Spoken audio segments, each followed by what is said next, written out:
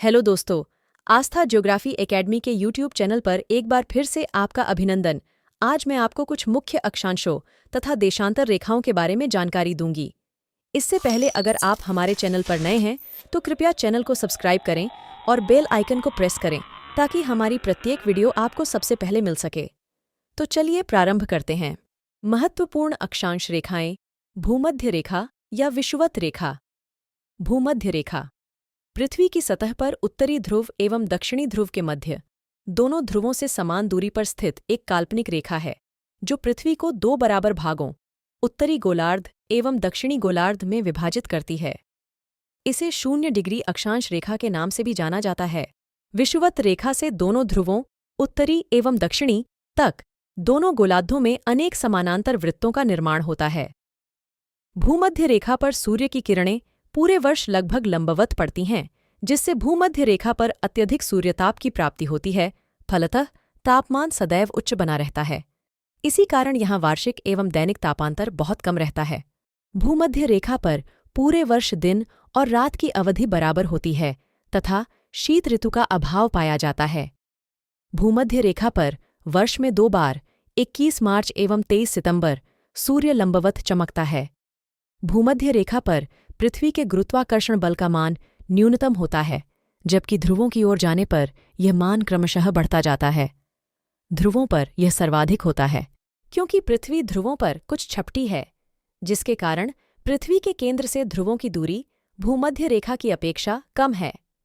भूमध्य रेखा एशिया महाद्वीप के द्वीपीय देशों, अफ्रीका महाद्वीप तथा दक्षिण अमेरिका महाद्वीप से गुजरती है।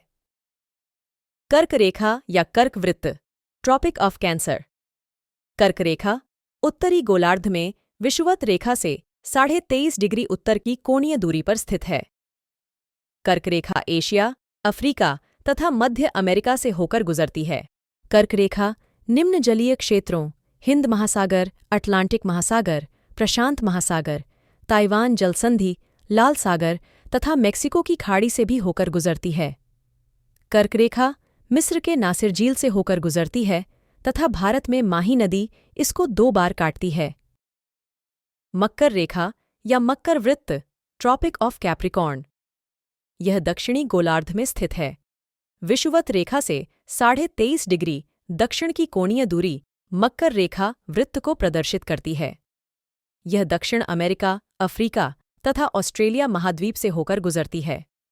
अश्व अक्षांश या हॉर्स लैटिट्यूड्स 30 डिग्री से 35 डिग्री उत्तरी एवं दक्षिणी अक्षांशों के मध्य स्थित पेटियों को अश्व अक्षांश कहा जाता है। इन अक्षांशों में उपोष्ण उच्च वायुदाब पेटी मिलती है, अर्थात यहाँ वायुमंडल में स्थिरता और पवन संचार अत्यंत मंद होता है। प्राचीन काल में जब घोड़े से लदे हुए जलयान इस पेटी में प्रवेश करते थे तो शांत एवं अनिश्चित दिशा वाली पवनों के कारण उनके संचालन में कठिनाइयां आती थीं, जिस कारण जलयान को हल्का करने के लिए कुछ घोड़ों को सागर में फेंकना पड़ता था। इसी कारण इस पेटी को अश्व अक्षांश कहा जाने लगा।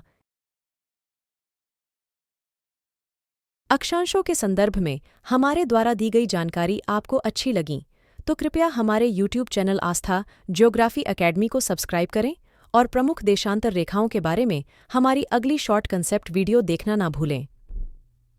धन्यवाद।